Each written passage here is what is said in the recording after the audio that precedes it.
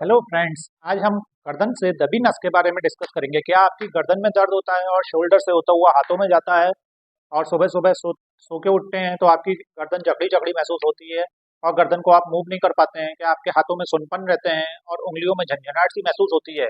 क्या आपके हाथ में ताकत कम हो गई है और आप अपने हाथ को पूरा ऊपर नहीं उठा पा रहे हैं? क्या आपकी पीठ में दर्द होता है और छाती में भी दर्द होता है? अगर आप इन सब बातों से परेशान हैं और छुटकारा पाना चाहते हैं तो यह वीडियो आप लास्ट तक जरूर देखें और चैनल को जरूर सब्सक्राइब कर दीजिए। मैं डॉक्टर दीपक मुरादाबाद से। तो सबसे पहले हम नेक की एक एनाटॉमी समझ लेते हैं। यह है हमारी स्पाइन। हमारी गर्दन में 7 हड्डियां होती हैं, C1 से लेकर C7 तक होती हैं। और ये जो होती हैं यहाँ पे हड्डियों के बीच में, वर्टिब्रा के बीच में जो गद्दी होती है वो डिस्क कहलाती है। तो और यहाँ से जो है जब नसें निकलती हैं हमारे, तो हम बात करते हैं जब भी हमारी गर्दन से नस दबती है तो उसका क्या कारण होता है। सबसे पहला कारण होता है डिस्क में बल्जिंग हो जाना। तो ये बल्जिंग क्या होता है? डिस्क बल्ज हो जाना। तो हम यदि गलत तरीके से, डिस्क का एक वर्ग जो होता है वो शॉर्क एब्जॉर्ब करने का काम होता है। इसको न्यूट्रिशन कहाँ से मिलता है? जब भी हम गर्दन को इधर से उधर करते हैं तो इसे उससे न्यूट्रिशन मिलता है। और इसका वजन हमारे सिर का जो होता है वो 4 से 5 किलो होता है। लेकिन गर्दन को अगर हम झुका लेते हैं तो ग्रेविटी की वजह से हमारा जो सिर का वजन बढ़ जाता है, जिससे मांसपेशियों के ऊपर थोड़ा खिंचाव पड़ता है और जिसकी वजह से डिस्क अपनी वजह से फैलती है। अगर हम 45 डिग्री गर्दन को झुकाते हैं तो हमारी जो है वो 4-5 गुना ज़्यादा गर्दन के ऊपर असर पड़ता है, डिस्क के ऊपर असर पड़ता है। लेकिन अगर हम 60 डिग्री घुमा लेते हैं तो और ज़्यादा असर पड़ता है। जो लोग मोबाइल चलाते हैं उसकी वजह से डिस्क जो है ज़्यादा फैलने लगती है। तो यही कारण होता है डिस्क में बल्जिंग होने का, इसी वजह से नस दबती है। इसका दूसरा कारण होता है जब दो हड्डियों के बीच में डिजनरेशन शुरू हो जाता है, यानी टूटना फूटना, रगड़ खाने की प्रक्रिया शुरू हो जाती है। यह उम्र बढ़ने के साथ हो जाती है या कभी कभी न्यूट्रिशन की वजह से और कैल्शियम की कमी की वजह से भी यह देखा जाता है। तब नस दबने लगती है। इसका तीसरा कारण होता है जब दो हड्डियों के बीच में गैपिंग कम हो जाती है, इसकी वजह से भी नस दबने लगती है। या कार एक्सीडेंट या फिर किसी भी एक्सीडेंट में या फिर स्पोर्ट्स इंजरी में जो है ऐसा हो जाता है, तो हड्डियां आगे की तरफ इसमें खिसक जाती हैं और नस दाबने के चांसेस बढ़ जाते हैं। या फिर स्पाइन में कोई फ्रैक्चर हो गया हो तो इसकी वजह से भी नस दबने लगती है। तो कारणों के जानने के बाद चलिए हम आपको एक्सरसाइज बताते हैं। एक्सरसाइज करने से पहले आप गर्दन की अपने हीटिंग पैड से या जेल पैड से आप उसे थोड़ा सा 5 से 10 मिनट सिकाई कर लीजिएगा। अगर यहाँ पे आप गर्म पानी से सिकाई करते हैं तो ये बहुत ज़्यादा फायदेमंद होता है। अब गर्म पानी से आपको सिकाई कैसे करना है, इसके लिए आप एक टब में पानी ले लीजिए, उसमें सेंधा नमक या फिटकरी डाल दीजिए और उसमें टॉवल डिप करके और उसको आप गर्दन पे लपेट लीजिएगा। या इस तरफ दर्द है तो यहाँ पे रख के उसको सिकाई कीजिए, जिससे ज़्यादा टाइट जो मसल्स हो जाती हैं वो लूज हो जाएंगी। अब आपको एक्सरसाइज करने में आसानी होगी। सिकाई को करने के बाद आपको एक ट्रैक्शन की टेक्निक मैं बताता हूँ, जिससे जो गैप कम हो गया है या नस दब रही है तो वो आप जब करेंगे तो वो जो है आपकी बहुत जल्दी ठीक हो जाएगी। तो आप एक शीट ले लीजिए, बेडशीट, और अपनी इस तरह से यहाँ पे फंसा लीजिए और अपने गर्दन इस तरह से करने पे और अपनी टॉवल से इस तरह से ऊपर की तरफ खींचिए। आपको मैं साइड से भी दिखा देता हूँ। आपको इस तरह से खींचना है। 1 2 3 4 5, फिर ढीला छोड़िए, फिर खींचिए। ये आप करेंगे तो जो आपकी गर्दन की नर्व दब रही है उसके बहुत कम चांसेस हो जाएंगे दबने के। और जो हाथों में झंझनाहट हो रही है वो बहुत ज़्यादा कम हो जाएगी, जो दर्द हो रहा है वो कम हो जाएगा। यह प्रक्रिया आप दिन में कम से कम 2 बार करिए और 10 से 15 रिपीटेशन में कीजिए। ट्रैक्शन की टेक्निक बताने के बाद मैं आपको कुछ एक्सरसाइज बताता हूँ। तो सबसे पहली एक्सरसाइज जो करेंगे स्ट्रेचिंग एक्सरसाइज, उसके लिए आपकी गर्दन को इस तरह से घुमाएंगे और थोड़ा सा पुश कर देंगे। देखिए यहाँ पे आपको कितना अच्छा स्ट्रेस फील हो रहा है। यहाँ रोकिए, 1 2 3 4 5, फिर आपको दाईं तरफ इस तरह से करना है। यहाँ पे भी आपको रोकना है, 1 2 3 4 5।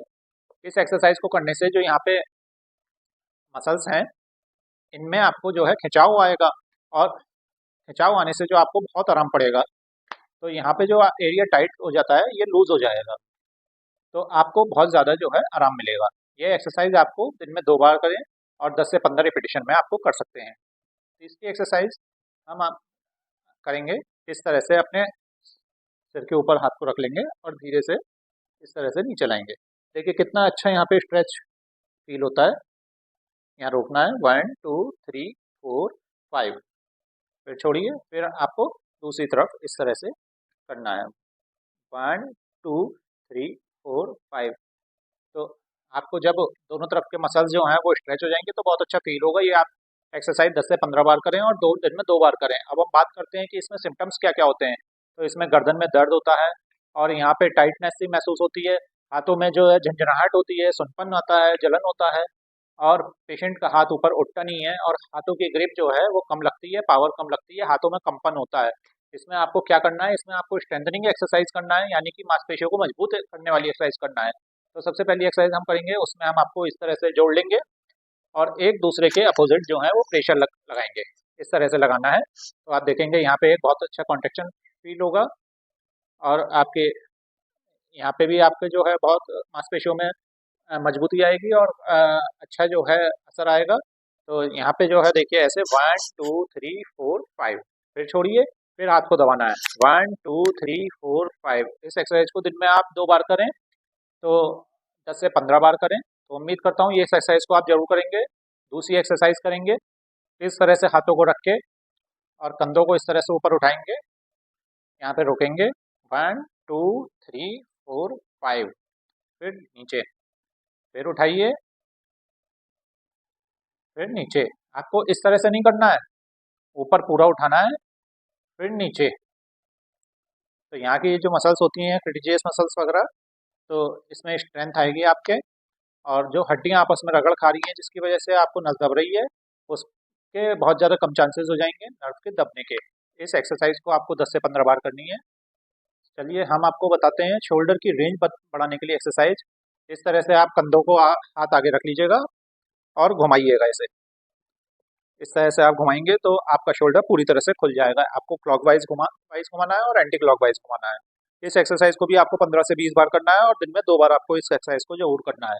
दूसरी एक्सरसाइज हम शोल्डर की करेंगे, दोनों हाथों को इस तरह से जोड़ लेंगे और इस तरह से उठाएंगे और फिर कोशिश कीजिएगा आपको कोहनी इस तरह से ना मुड़े, सीधी रहे और ऊपर तक ले जाना है।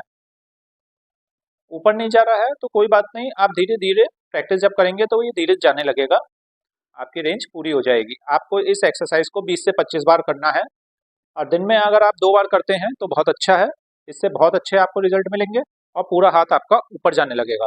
अब हम बात करते हैं जब भी गर्दन की नस दब जाए तो उसमें आपको क्या क्या सावधानियां और कौन से क्या क्या प्रिकॉशन आपको लेने चाहिए। तो सबसे पहला आप लोगों का सवाल होता है कि हमें तकिया लगाना चाहिए या नहीं लगाना चाहिए।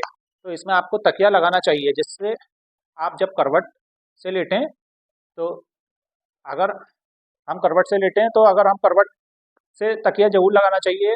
अगर हम तकिया नहीं लगाएंगे तो इस तरह से हमें लेटने में जो है हमारे ये मसल्स खींचेंगी और मसल्स खींचने पे जो है हमारी जो है दर्द बनेगा और इसमें अकड़न भी बढ़ेगी।